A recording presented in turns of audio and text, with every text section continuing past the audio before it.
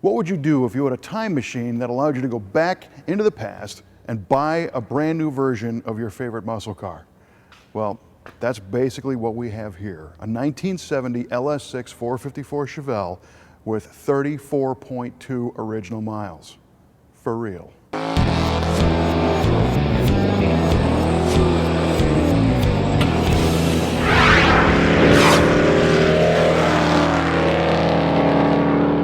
LS6 Chevelles are fairly common when it comes to muscle cars. They made about 4,475 as far as we can tell. It's not known how many of those break down into convertibles and 4-speeds and hardtops and all that jazz. But they were very popular cars, so a lot of people bought them. But this one is regarded to be the highest horsepower, lowest mileage muscle car of any kind in existence. It's a pretty amazing claim, but this car backs it up. It's got the paperwork and the paper trail to prove that it was bought new in Atlanta and it was designed to be a race car, but whoever bought it, put it away, never converted it into being a race car, and here it sits today. So this car leaves you with two questions. The first one is, how does something like this happen?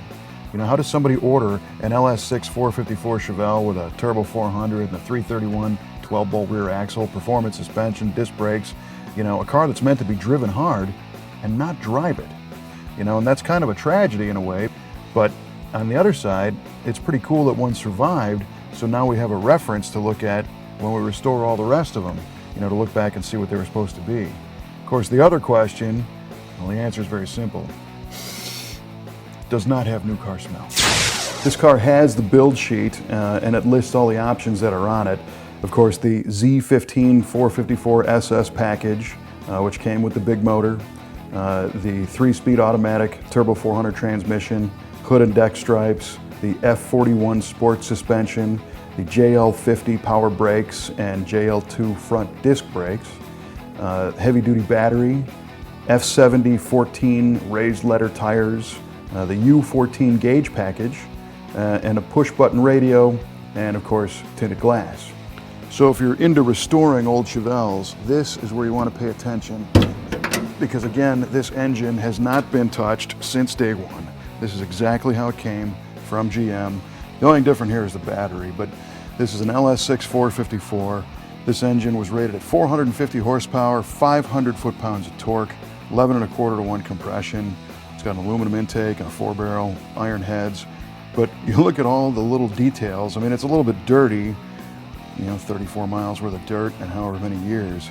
But this is now the reference car. If you want to know where the position of the hose clamps were supposed to be, or what type of wire wrap they used, or if the fender bolts were supposed to be painted or not, or what color the master cylinder was supposed to be, this is it. This is the most accurate one out there, because this is the lowest mile 1970 Chevelle with the LS6 package in existence.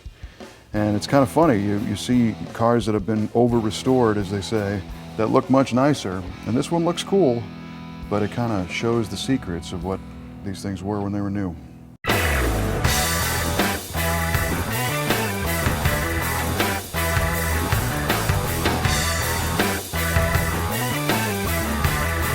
So this thing is a total time capsule. I mean, you look at it and it's really, it doesn't even register, you know, that everything you're looking at is exactly how it was new. You know, we think of these cars as being so perfect when they were new, but GM had their slip-ups here and there on this one.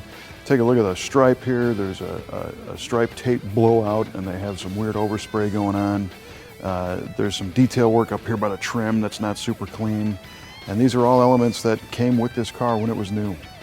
The stripes on the deck lid of this car are kind of neat because you can see they don't match at the top, and there's also some tape movement that happened down here at this crease, and they all seem to be offset on the deck lid versus the car body. And there's a bunch of theories about why this happened. Most people think that these were painted separately and then put on the car, and that's why they don't line up. But that's again how it came from the factory. We've got a bunch of detailed pictures of this car on our MuscleCarOfTheWeek.com website, so you can check those out for yourself. And we also have a Facebook page, Muscle Car of the Week, go like the page because you'll find a teaser photo of next week's car, and you can post a comment and see if you can guess what it is. And of course, we put all these videos on our YouTube channel. You subscribe to that, you'll never miss an episode of Muscle Car of the Week.